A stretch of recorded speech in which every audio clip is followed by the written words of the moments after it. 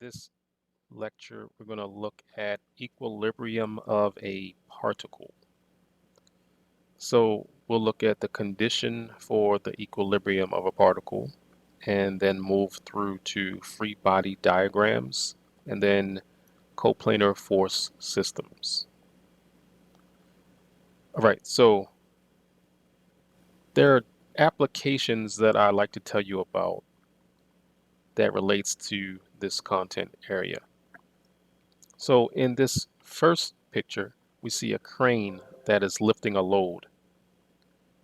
So to decide if the straps that are holding the load to the crane hook will fall, then you're going to need to know forces in the straps.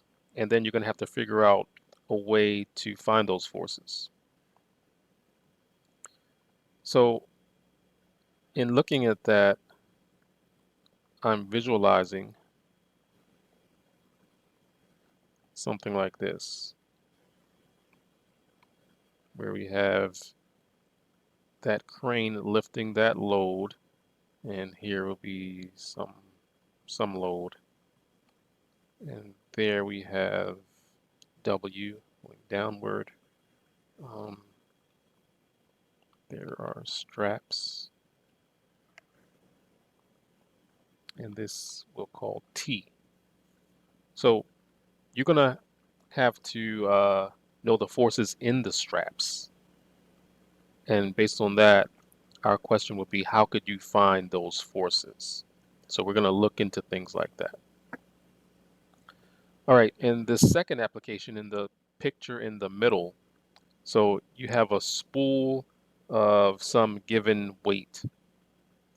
So our question is, okay, so then how would you find the forces in the cables AB and AC, right? The cables AB and AC.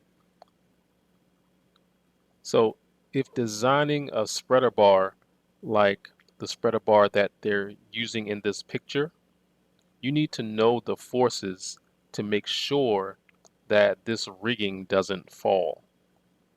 So in looking at this, I'm thinking through the XY axis, and I have this going upward as T sub D, and then I'll have T sub B, and then we'll have T sub C. All right, this is the X and Y axes. So again, the cable extends vertically down to point A, where it splits to form a triangle with a bar BC opposite the vertex A. So then an object hangs from the cable that extends down on either side of the bar from the vertices B and C.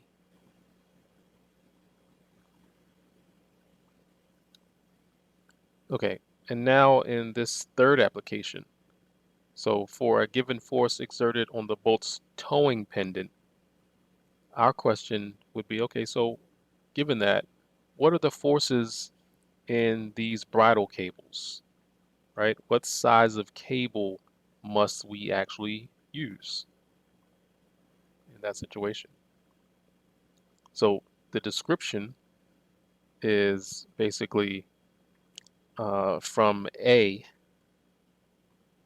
right? From A force vector extends away from the boat 50 kilonewtons.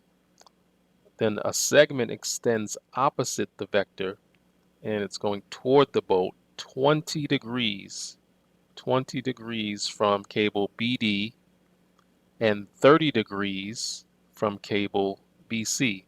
And they're doing this to bisect the angle DBC.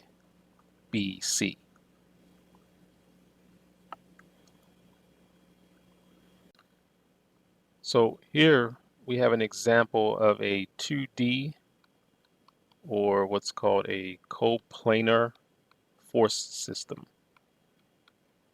A 2D or a coplanar force system. So here, if the whole assembly is in equilibrium, then particle A is also in equilibrium. All right, so to determine the tensions in the cables for some given weight of this cylinder, then we need to learn how to draw what's called a free body diagram and then apply the equations of equilibrium as we see fit. Okay, so now looking into what a free body diagram is, why we use it, and how we use it. So a free body diagram, FDB. So free body diagrams are one of the most important things for everyone to know how to draw, and one of the most important things to use for statics and a few other subjects out there. All right, so what is it? So it's a drawing that shows all external forces, that are acting on the particle, the Y. So it is key to being able to write the equations of equilibrium. It's key to being able to write the equations of equilibrium.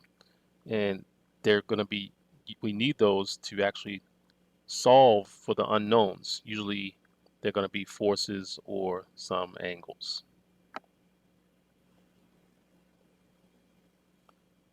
All right, and now is the how. The how. So imagine the particle to be isolated or cut free from its surroundings. Then you want to show all the forces that act on the particle. There are active forces. These are forces, they want to move the particle. And there are reactive forces. They tend to resist the motion. And then the next thing we want to do is identify each force and show all known magnitudes and directions. We show all unknown magnitudes and or directions as variables.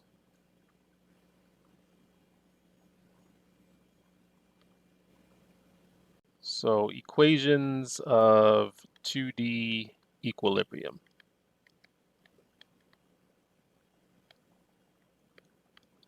So since particle A is in equilibrium,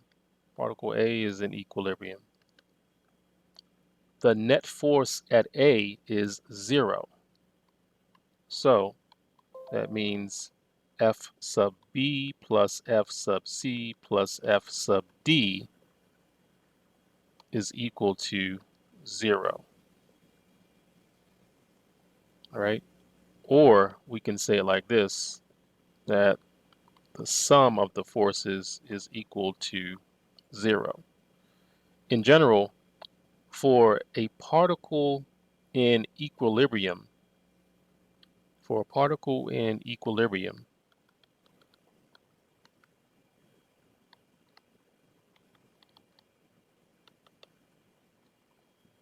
then the sum of the forces is equal to 0, or we can state that the sum of the F sub x I plus sum F sub y j equals 0, and that just means it's 0I plus 0j, right? A vector equation. Or maybe written in a scalar form, we have the sum of F sub x is equal to 0, and sum of F sub y is equal to 0.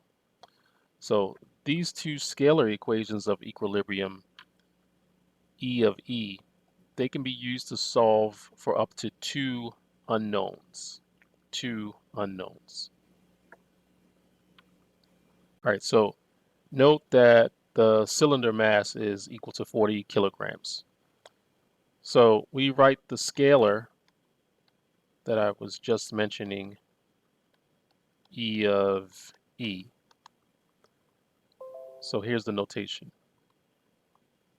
We have the sum of F sub X equals F sub B cosine 30 degrees minus F sub D is equal to 0. And then we have the sum F sub Y is equal to F sub B sine 30 degrees minus 392.4 newtons is equal to 0. All right, so then we go ahead and solve the second equation. Solving the second equation gives us F sub B is equal to 785 newtons. All right, and then from the first equation, we get F sub D is equal to 680 newtons.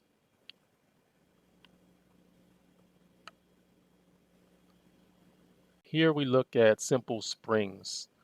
So to describe this, the other end of the spring is actually affixed to the ceiling. So the nominal length of the spring is L sub 0. The stretched length is L, and then the amount that the spring is stretched is positive S. So we write spring force is equal to the spring constant times the deformation of the spring, or rather F is equal to K times S.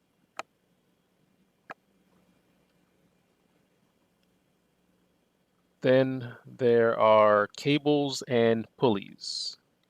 Cables and pulleys. All right, so with a frictionless pulley and cable,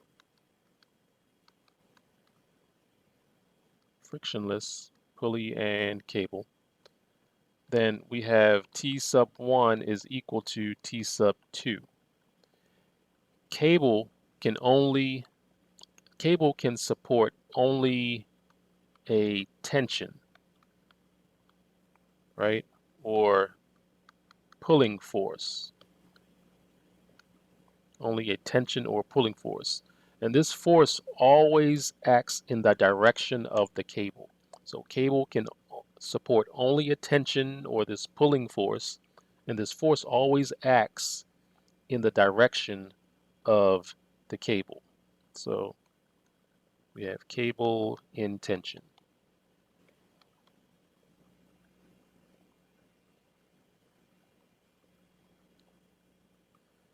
Okay, we look at smooth contact. Smooth contact. If an object rests on a smooth surface, then the surface will exert a force on the object that is normal to the surface. In addition to this normal force that we call N, the cylinder is also subjected to its weight W and the force T of the cord. Since these three forces are concurrent at the center of the cylinder, we can apply the equation of equilibrium to this particle, which is the same as applying it to the cylinder. Let's take a look at our example. So what are we given? We're given that this box weighs 550 pounds, and the geometry is as shown.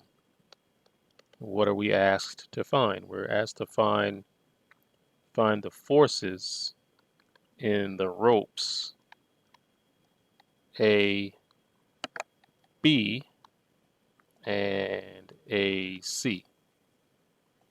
All right, so here's our plan. We draw a free body diagram for point A, and then we apply the E of E to solve for the forces in ropes AB and AC. So let's write that out. Plan. So draw a free body diagram for point A,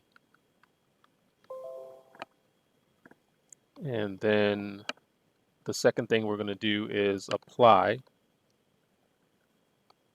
the E of E to solve for the forces in the ropes AB and AC. To solve for the forces.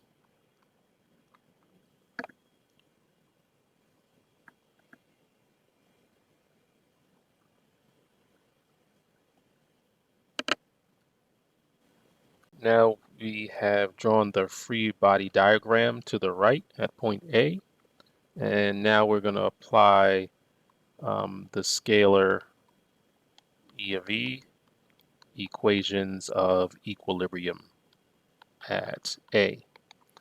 If we're doing that, we have to the right being positive, sum of f sub x is equal to negative f of b cosine, oops, sorry about that, it's cosine 30 degrees plus f sub c, and we'll use 4 over 5 is equal to 0. And then we have up being positive, the sum of f sub y is equal to f sub b sine of 30 degrees plus f sub c, and we're using 3 over 5. And here we have 3 over 5 minus the 550 pounds equaling 0. All right, now you have to just go and work through your algebra and solve the above equations. Solving the above equations, we get 478 pounds, and F sub C is equal to 518 pounds.